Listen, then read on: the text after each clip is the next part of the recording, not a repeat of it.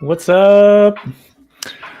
Uh, we got some lo-fi music going, feeling the vibes, and jumping into our weather app.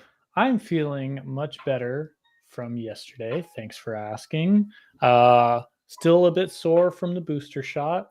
Don't have all the chills. I'm just hanging out in my kind of fuzzy black thermal, looking like a Steve Jobs wannabe. But that's cool, you know. Ain't no thing but a chicken wing. So we are going to, let's see, share the screen here. Looking at our little weather app. We made some good progress yesterday. It's looking pretty cool. I'm excited. And I think today I want to jump into some audits right away. So let's see. First thing I want to do is we're kind of building this for mobile experiences, but nonetheless, I would like it to work well on other screen sizes. So we can see, I mean, it doesn't look great, doesn't look terrible on desktop up here. Down here, don't love that this is like empty white space over here. I guess we could fill that with an ad. JK, we're not going to do that. So what I want to do, let's bump this up. Boop, boop. Cool. What I want to do is, why is this like that? That should be like this. There you go. What I want to do, yeah, is I want to jump into this little thing down here. So I guess I can do it this way. Let me dock this to the bottom so we can actually see. And let's bump these up a bit.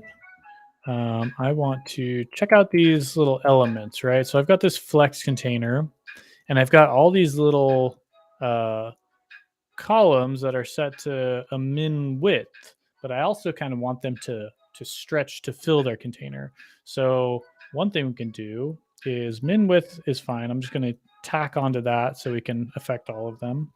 But I can say flex grow and set that to 1. And that's going to give me the size that I want for large screens. And then on small screens, yeah, it looks good. I guess another thing we could do is actually probably set like a max width on this entire application. So we get something more like, let's see, the main could have like a max width, right? Max width of like 600 pixels, maybe. Maybe like 900 pixels. How about that? 780. That's looking all right. But why would I limit myself, right? When I can go, let's say 900. 900, I think that's a pretty good size. That is a size I'm happy with. So 900. I think 920 might be what I want. So let's go down here. We've got some flex properties. I'm going to add one. That's just flex grow. And I'm going to assign that to flex grow of 1. Pretty simple. There's other numbers it could be, but in most cases, just of 1 should be good. I'll handle the custom cases as needed. Now we have a min width thing. We probably want some max width. Max width, and we're going to say 120. That's going to be 9. What is it? 900. No, 7. Yeah, 900. I want multiples of different values. I think 900 is good. So then we can go down into our main and say we're going to give this a max width of 900, a margin inline of auto, and that I think I want margin inline auto like that. Mi auto looks Italian. we've got some padding and margin stuff here. Yep, all of our spacing rules. And I'm going to add a little bit other spacing rule here to say margin I auto is going to be, are you going to guess it? Margin inline, not start, just inline auto. That's a cool thing about logical properties is we no longer have to do like margin left and margin right. We can just do margin inline. So let's see how this is. Oh, you know what? I'm still missing my flex grow little doodads on daily. I want hourly and daily, just in case. Actually, just daily should be fine. So this has a min width. I want this to also have a flex grow. Cool. Let's reload that. It looks like my margin may not be there. Yeah. So our max width is looking good. Our margin here.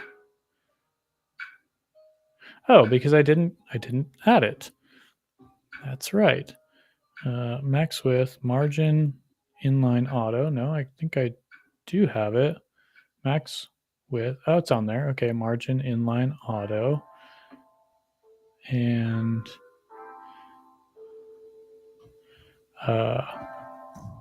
margin, inline auto. Okay, so I'm just missing the style somewhere, but I thought I added it. Up, missing the little period. There you go. Cool.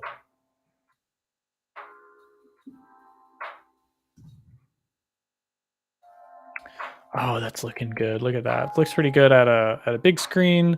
Looks plenty good at a small screen. Roop. Okay. Next audit I want to do. Do I have the tool for it? I don't know if I do. I want to run a lighthouse score. We'll check best practices and accessibility, and I want to see that. So what I want to check here is not the best thing to run a report on. Dang it. Okay.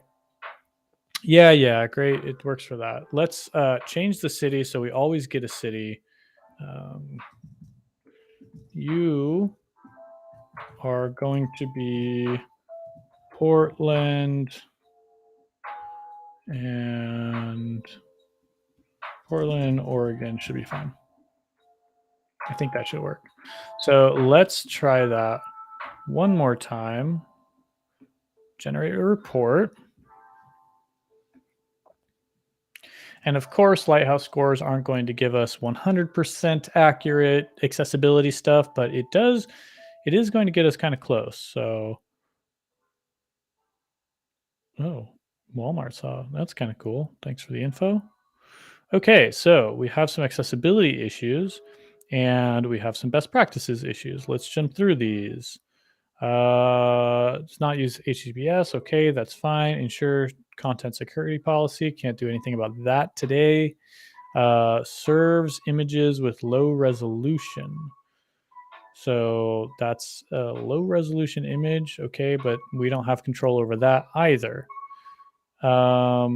Okay, that's best practices. How about accessibility? Accessibility, we have attributes do not have valid values. So it's complaining because I have an icon on here that doesn't have an ARIA attribute. And in fact, I think that might. So we are hiding that with ARIA hidden. But it's probably still correct that we should have an empty ARIA attribute on that. So coming down to this, where is it? This icon where we're showing the angle of the wind direction. We do want to set alt attribute to an empty string because this is just decorative. This little icon here is just decorative. I mean, I guess we could express the degrees. I guess we could express the degrees and say, 6.9 miles per hour at 250 degrees. But I think right now we're kind of giving the visual users, we're not even giving that information to visual users. We're just kind of giving a hint, decoration, but the real information is this W. And that information is accessible to screen reader users as well. So I'm going to say that that's probably okay. So it should read, at this point, it should read 6.9 miles per hour W, which is the same experience as a visual user. I think that's all right. Cloudiness, UV index. Okay. One thing I might do here is use this information as a legend for these other tables where we don't have enough space to show that information. So the high and the low, we don't need that for current, but the cloudiness, the chance of rain, and the UV index is probably helpful to have. Well, it is helpful to have, and we have it, but it's helpful to know what these icons mean. So let's do that.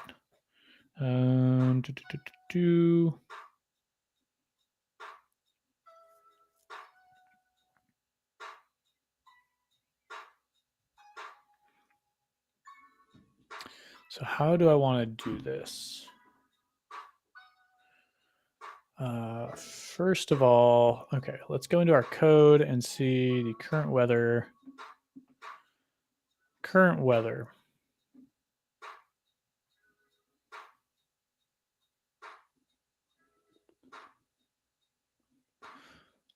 I don't think I need that anymore.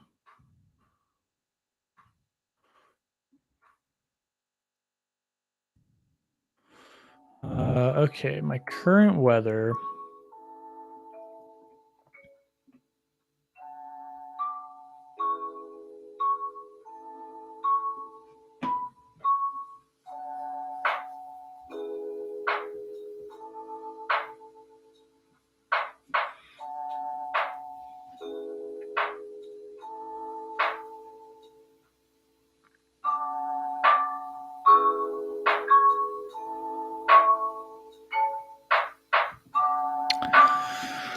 Let's go with wind. I'm going to add an icon here and say wind. Let's see if we have something else. Air. Blow. I guess that works. Wind. Cool. We have our little wind icon. Then we have cloudiness. We want an icon for cloud. Where's my normal cloud icon? There it is, cloud. UV index. It's going to be my sunnies. Okay, that gives us a bit of a legend to use. I also want to see, do I have the precipitation? I don't. 2 point, feels like, humidity, pressure, sunrise, sunset, temp, UV, weather. Dot. What's on current weather? Anything? What is weather? Weather. That's 0. Dot. Yeah, it's not telling me. Because I don't have the chance of precipitation for the current weather. That's weird. That doesn't seem right. OpenWeather current.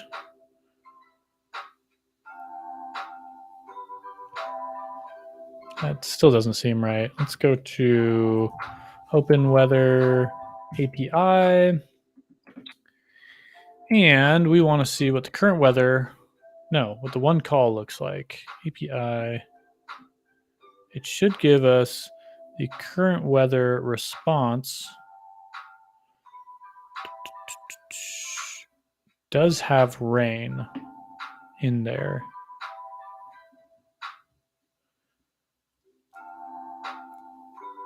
So current sunrise, sunset, temp feels like, pressure, humidity, dew point, clouds,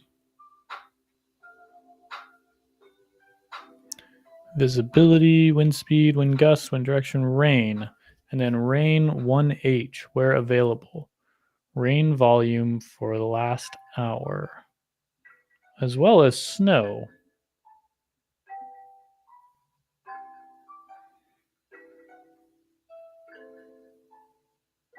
In millimeters.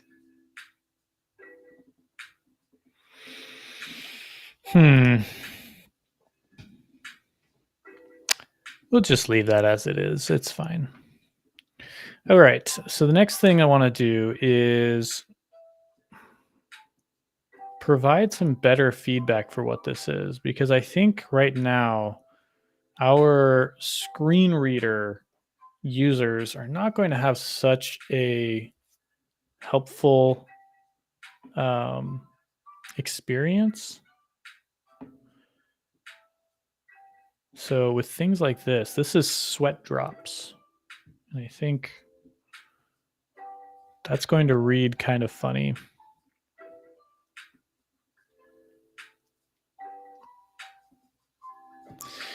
Well, this is the unfortunate thing about design, is that it's not really great for either user, right? Because this represents humidity.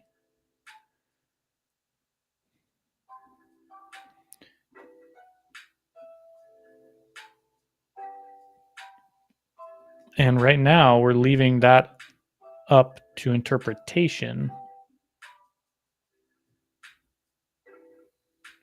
So I think this is what we're going to do. I think we're going to get a little bit fancy here. Let's leave these as is. So I think if I reload now, we should see a little bit of a different thing. We've got wind, cloudiness, UV index, feels like. I don't know what emoji to use for that. Touch. Let's do temper. Okay, how about thermometer?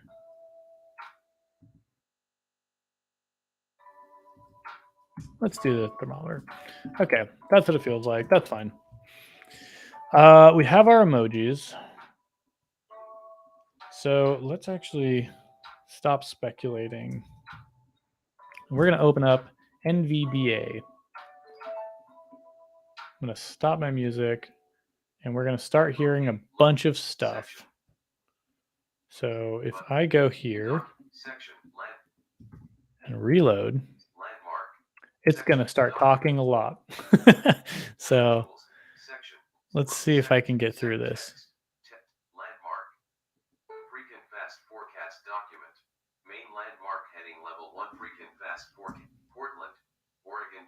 Oh man, look, it's like way off on my display. It thinks I'm way over here. Okay, fine. That's fine.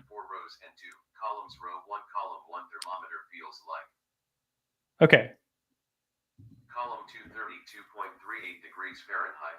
So what we're doing right now is we are on this 32.38 degrees Fahrenheit, which it just read to me. If I go back to the column header or the table header, I'll be on the feels like column. And let's hear what it says. Column 1, thermometer feels like. Thermometer feels like. That's not exactly what I want. So I'm going to turn this off. again because it's kind of useless. Okay. So the problem is here, it's reading thermometer feels like, and here it's going to read something like wind blowing wind, and here cloudiness, and here sunglasses, UV index. Not particularly helpful, not exactly what we want. I mean, somewhat helpful, I suppose. But what I'm going to do is see if I can trick it to not read the emojis. So let's say aria hidden. So now it should just read feels like. Let's try this again. Oops. EDA. Doodle-doo. Okay, section. Landmark. Main landmark Portland, Oregon 2/23/22. Okay, I'm going to get to the 3:19 p.m. heading level 2. Thank you. So right now it's on the text that says Portland, Oregon. I'm going to select the first table by hitting the T key. Table with 4 rows and 2 columns. Row 1, column 1. Thermometer feels like. Okay, tables with 4 rows and 2 columns. Column 1 said, what was that? Oh, I think it. Column 232. Column 1. Thermometer feels like. It's not what I want it to do. Oh, because I haven't reloaded the page. So let's reload the page now and see if this is any different. Less th align equals left greater expanded 1 of 3 level 8. Okay. Freaking fast forecast. Main landmark table with 4 rows and 2 columns. Row 1, column 1. Thermometer feels like. Table with 4 rows and 2. Landmark section. Table with 4 rows and column 1 cloud. Out of table graphic clear sky. Table with 4 rows and 2 columns. Row 1, column 1 cloud. Table with 4 rows and 2 columns. Row 1, column 1. Thermometer feels like. Okay, so I don't know if you're able to hear that very well, but it's still saying thermometer feels like. So I'm wondering if I need this to be aria hidden true, which is probably what's wrong. So let's try this one more time. Table with 4 rows and 2 table with 4 rows and table with 4 rows and 2 columns. Row 1, column 1 cloud. Table with 4 rows and 2 columns. Row 1, column 1 feels like. Okay. Main.js works button. Oh gosh. No, button and but okay. Main dot. All right. So, little thing that I just learned today is setting aria hidden is not enough. We actually need to have it set to aria hidden equals true, which is probably why my icon here was still being read as an icon. But by setting this aria hidden true around this thermometer, our screen reader users went from experiencing some text that said thermometer feels like to now what we actually want, which is just feels like. Perfect. We're going to do the same thing with all of our emojis, basically.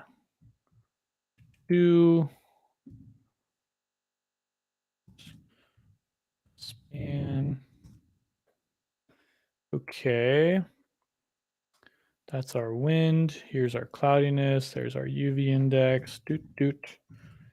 Span. So now this should just read cloudiness. This should just this should just read UV index. But it's going to be a little bit of a key or a hint for visual users to associate sunglasses with UV index, so that when we get to a different icon down the way, such as here, we can see that this says cloud, or this is now the clouds icon. This is the precipitation. This is going to be humidity. So we need to do something else here as well. So we're going to say doot. and doot. We're going to actually do the same thing. Okay. Aria hidden true. And then what we're going to do is add another span to class of visually hidden. And then, oops, visually hidden. Let's close that class. And then here, yep, you guessed it, GitHub Copilot, my precipitation. Precipitation. This is going to be humidity. And this is going to be UV index. Cool. One other thing I want to add to these ARIA hidden things is a title. And I'm going to go here, doot, doot, doot. Copy that, go to my titles, doot, doot, doot, paste it, and do my index here. So in theory,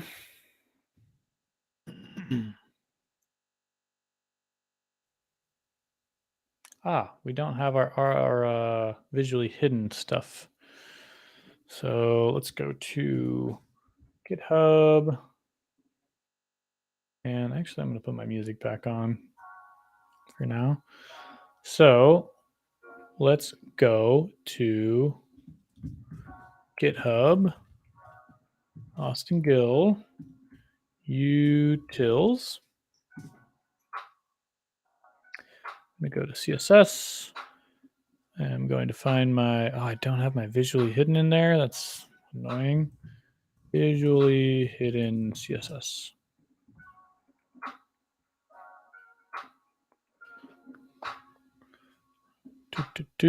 Visually hidden is a utility class. We'll take that. We will copy it over to our CSS in our sort of utility section. Reload. And our app now looks visually the same, but for keyboard or for mouse users, if I hover over these elements, I can see what they actually represent. Now, that's not particularly user or helpful for users on mobile, visual users on mobile.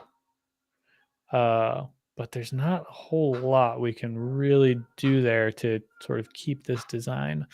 The good news is that many users, so users that rely on screen readers, should still see that this says the row header is cloudiness. That's pretty rad. And the reason why it says that is because although we are hiding this span, the visible emoji, we have this other span that actually labels the row header. So that's pretty cool if you ask me. Oops, I don't want to close that. Cool. Let me generate this other, performance, sure. Progressive web app, no. SEO, I don't care. Let's see how we're looking with this Lighthouse score now.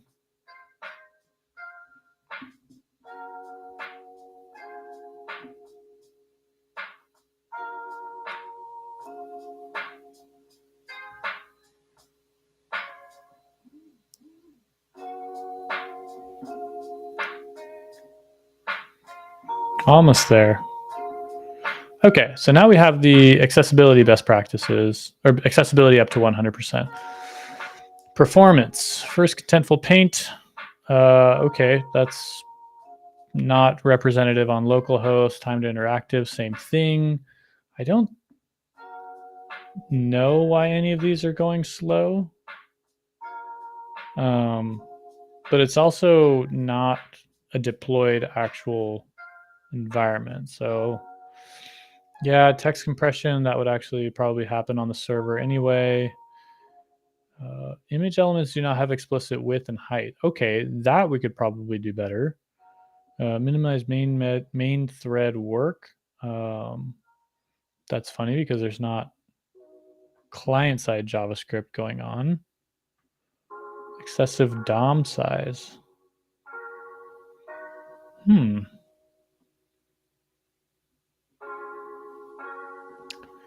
sure what that's all about. I think most of this performance stuff is actually not representative of real world once we deploy this app. But the good news is our accessibility is now 100% according to Lighthouse. So for the things that Lighthouse can check, we're good. And of course, these also don't apply in our local dev. So we're good. Once again, though, not everything that is an accessibility concern is something that Lighthouse can check. For example, what these emojis actually represent. So we fixed those. Let's do the same down here. And then this should read correctly. 36 degrees Fahrenheit. And this should say, clear sky. Which is good enough for me. Cool. So I'm going to fix those other emoji cases that we have down below. I'm going to copy this and go down to my other emojis down here. So I want all of these table headers to be already hidden true. Close that span. And then add another span.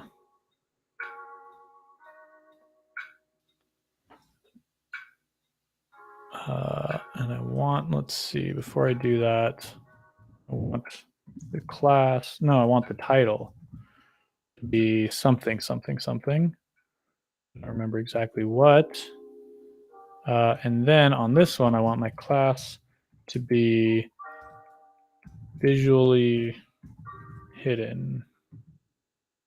And then I'll finish up this first one.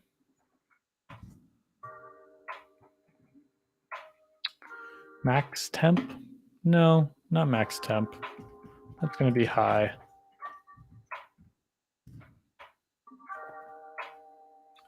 This one is going to be low. This one is going to be cloudiness. This one is going to be precipitation. And this one is going to be UV index. Thank you, thank you, thank you. Now I have to go back and add my titles in. And those are going to be these words in their correct spot. High, low, cloudiness, precipitation, and then UV index. Excellent. That is a pretty well built application, if you ask me. Very accessible, very fast.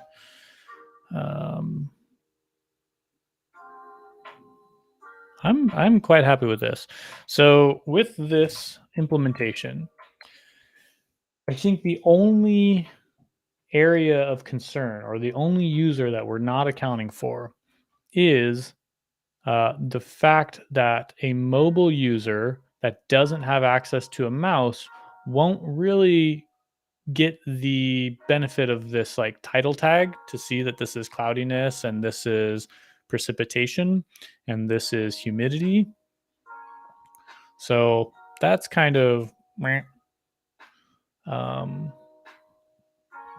but I think I'm actually going to change this to What do I want? Sweat.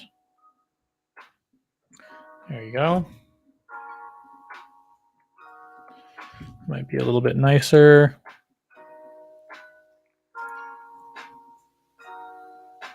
Ugh. Good. I like it.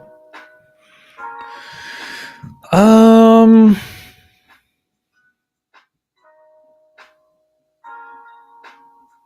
pretty happy with this. I think this is just about that usability test, or that completeness test is pretty good. Now the last feature that we're missing, of course, is this location. I want to be able to search other locations. So let's start working on that. We'll see how far along we can get in the 20 or so minutes we have left. So I have, here's my information for my location. I think regardless whether I'm showing the city or not, I'm going to put a form input up here. So we can say form.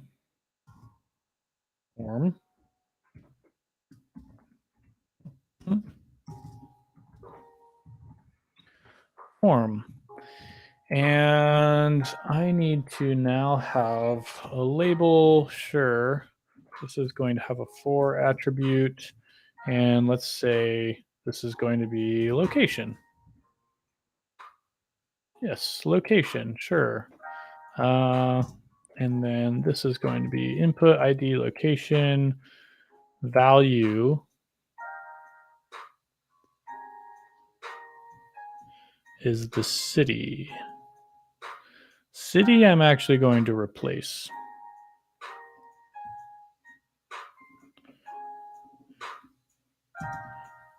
Oh, dang it. Okay, city I'm going to replace with location. And let's go back down here and we'll say the value is the location. Do we have any more references to city besides opacity? We do not. So now we should see our form input, our form and our input.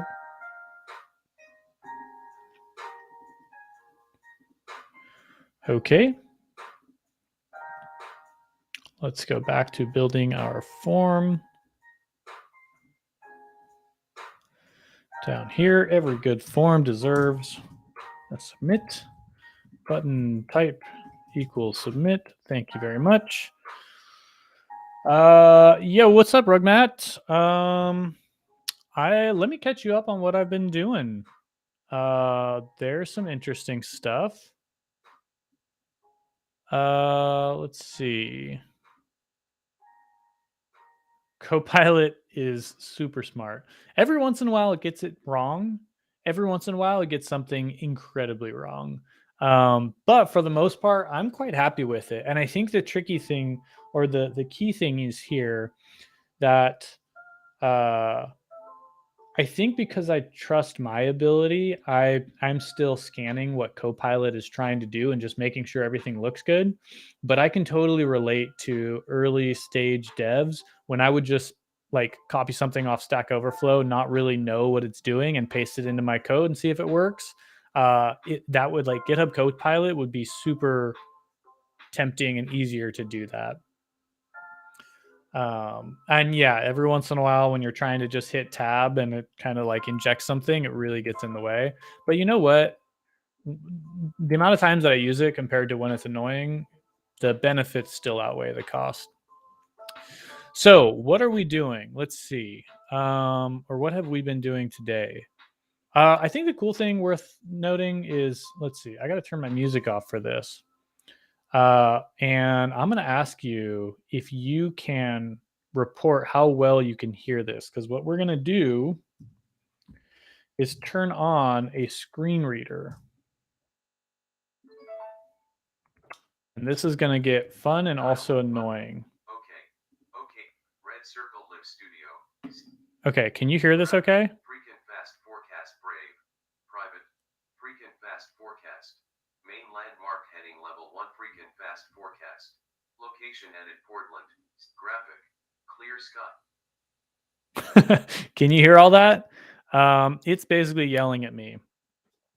And so what I'm trying to do, yeah, clear skies, exactly. So I'll read it out to you as I go, but I've been trying to get better at actually not just assuming that my knowledge of accessibility stuff is actually good enough. I'm actually trying to use screen readers, and I'm still not the best user, but you can kind of navigate around with the keyboard. So if I want to go to the first heading, I can press the H key. Portland, Oregon 2/23/22. Okay. 38 p.m. heading level 2. So now it's reading Portland, Oregon 2/23/22. And it's getting that because that is our H2. So it was first on the H1, which is freaking fast forecast. Then when I hit the H key, it's going to go to my next heading, which is Portland, Oregon. If I hit the H again, it should go to the next heading, which is going to be the word current inside of the first box that we've got, Current heading level 3. which is a heading level 3. And if I hit it again, Hourly heading level 3. it's going to go to the next H3 because that's the next one in the list. And Shift H should get me back to current. Current heading level 3. Yeah. And now what I really want to check out is, I mean, it's going to be kind of hard to show it because we've already done the work. But if I hit T, that'll take me to the first table in the page. Table with 4 rows and 2 columns, row 1, column 1 feels like. So it's going to read to me tables with 4 columns, or no, 4 rows and 2 columns. And oh man, I just noticing my camera's super laggy. I wonder, yeah, NVIDIA must be taking up a lot of memory. But anyway, it's reading that the first column and the first row just says feels like. Let me turn that off again because I don't want it to be too buggy. Notification of X. Okay. Okay. Yeah, see, that's like way better. Okay, well, it was kind of bugging on my end. So we noticed that it read this first column and row as just feels like, despite having the emoji there.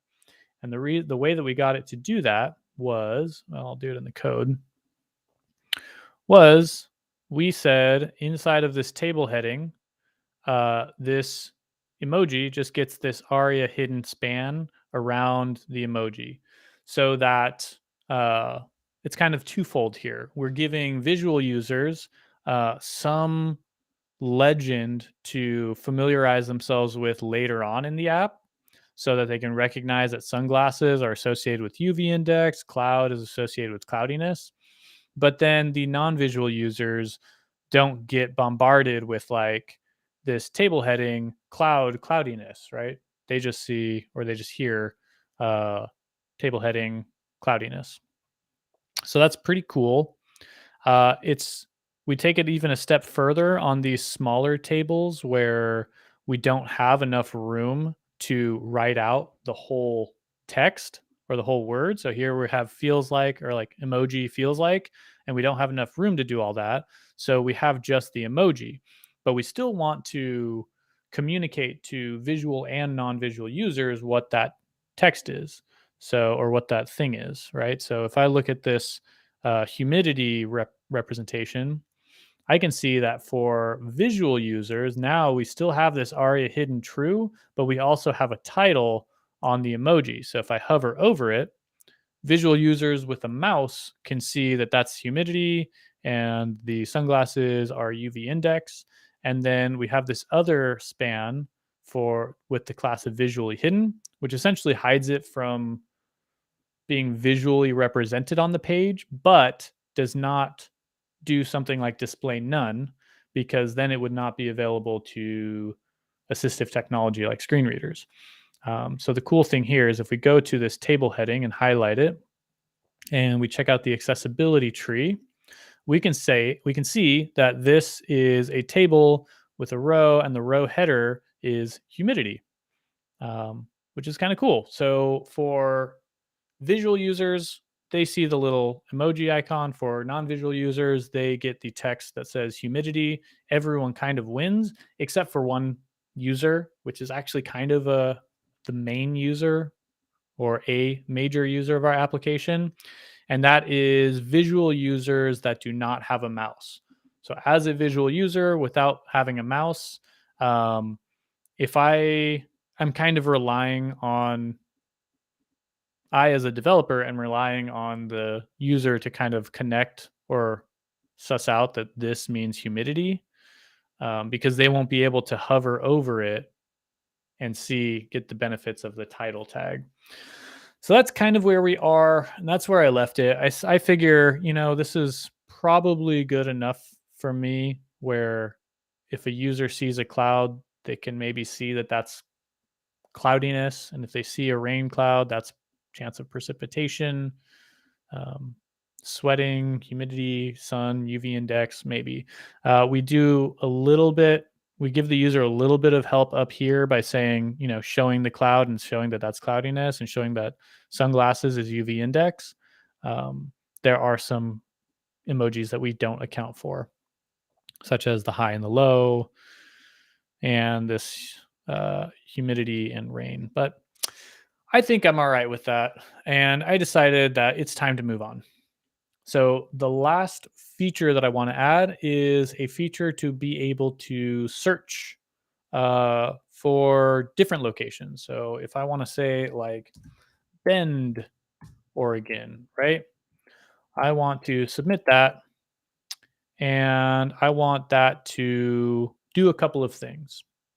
I want that to create a shareable URL. And the beautiful thing about forms, if you have listened to any of my content or consumed any of my content, you know that I love web forms. In order to do that very easily built into HTML, we can use a form.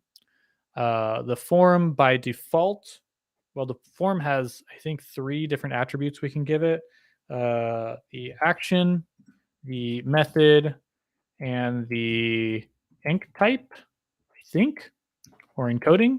That one we very rarely. You really only need to worry about if you're trying to upload files to a server. The other 2 are used quite common. The method for a form can either be get or post. Get requests are usually if you want to get data from a server. Post requests or if you want to send any data to a server. You don't have access to all of the HTTP verbs like update, delete, patch, put, whatever. Update is not one. Forget I said update. But put, patch, delete, and a few others I can't remember. So you really have 2 options: get and post. Very important security concern here is that get will send data when the form is submitted in the query parameters when the page refreshes to, I guess action makes more sense to explain first. Action is the URL you want to send the data to. If you leave it out, it will just use the current URL. So I don't need it because I'm going to send data to the current URL that we're on. And then get and post are the methods that you want to use. And the way they differ is a get request will send the data by appending the data as query string parameters to the URL. And the post request will take the data and send it in the request body. This is a very important distinction to make because a post request is technically more secure, because if you use a get request, that information gets appended to the query parameters in the URL. That information in a URL could end up in the browser history, which means if I'm like at a coffee shop or using a public computer and somehow I send my credit card information into a form and that form uses a get request and that get request information ends up in the query string parameters, it could just end up where that information is in the browser history, which is not good. It's also quite common to log the URLs that are hit on your APIs or on your backend services. So you could end up with, private information in a log somewhere, which shouldn't be there. So most of the time I'll use a post request. Oops, I didn't want to do that. No, cancel. Don't do that. Whatever. There are times, however, where okay, thank you. That's not what I wanted. There are times, however, where a GET request makes more sense. If you're just reading and it's information that is not sensitive, GET requests might be the way to go. And in my case, for example, I definitely want a GET request because one feature of using query string parameters is that those URLs are then shareable. So we'll see that here. The default method on a form is a GET request, so we can actually leave it completely free.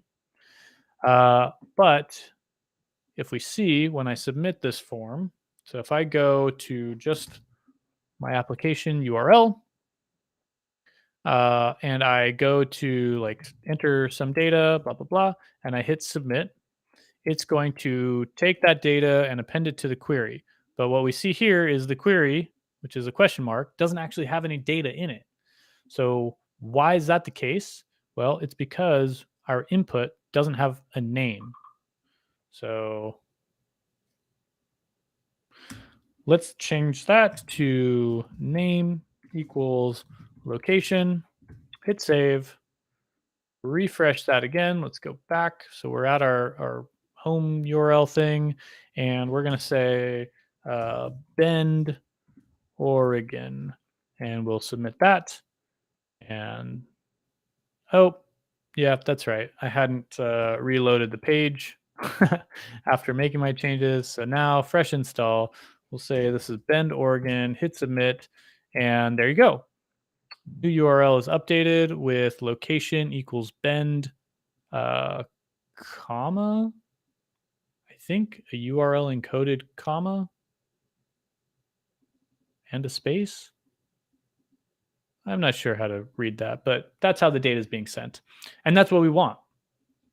So what we can do now is now that we have that information in our query string parameters, we can do two things. We can say, hey, the location is going to either come from the user location uh, in the what is it?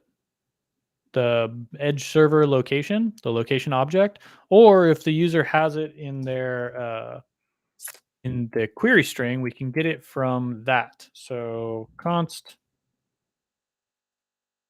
we'll just like console log that. Console log request dot query, I believe. So now let's see what this is going to look like. You refresh that. Server should be running something. And now we can see that our query is location equals Bend, Oregon. Cool. Something I need to do now is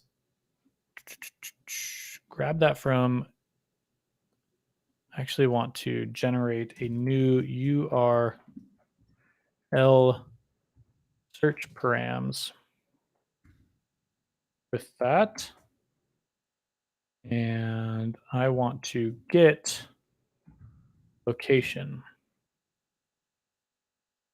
Let's try that now. Go back here. Our query string is already there, so I can just reload. I don't need to submit the form. And there you go.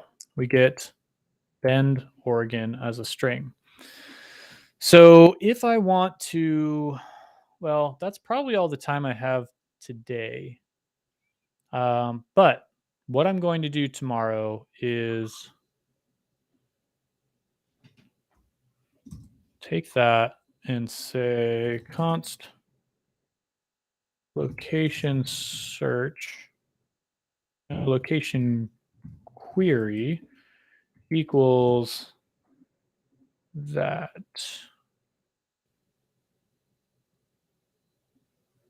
No. We're going to say just query is that, and then we'll say if query dot has location,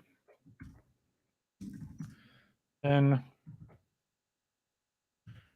do stuff with location. Okay, this is as far as I'm going to take us today.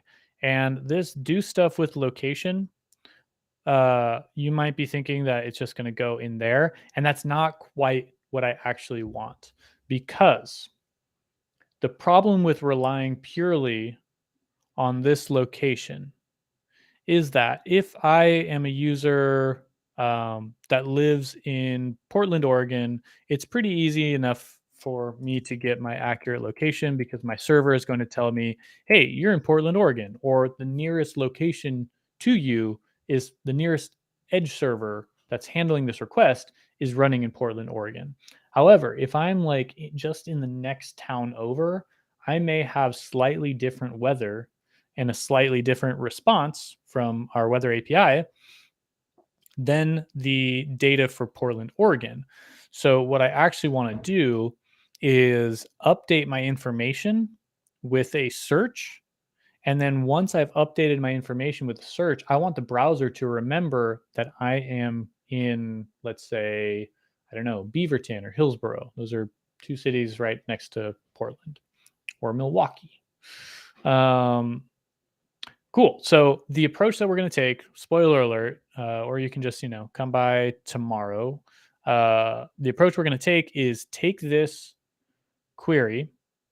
And if this query exists, we're going to update a cookie. We're going to set a cookie to that location. Otherwise, we'll just use the user location object that we get from the edge server.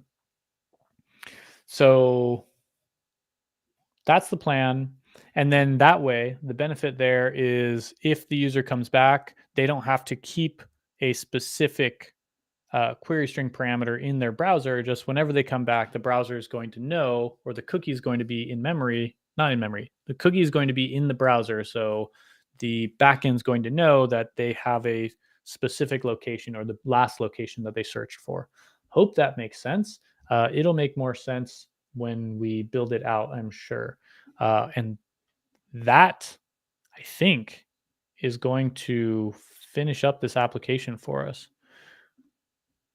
Oh yeah, Rugmat, you also missed one thing that I did earlier was we used a little bit of styles here to just make it look a little nicer on larger screens. So what did we do? We added a max width to the main thing. Boop. And then we also did a little bit of styling here. Originally, before we started, this is kind of what our app looked like. So we did this little flex grow trick so that these at the large screens will take up the full space, and at small screens, on smaller screens, they'll still shrink down. So we have this scroll bar, or on large screens, we just like take up the whole space. And yeah, the app itself also has a max width so that we don't get this kind of weird too big of a screen look. So yeah, this is what we got. This is almost done. I think tomorrow will be the last day, and we'll be working on that at 3 p.m. Pacific Standard. Hope you enjoyed it. Yeah, this is also recorded on YouTube if you want to follow along. And that's it. All right. I will see you tomorrow.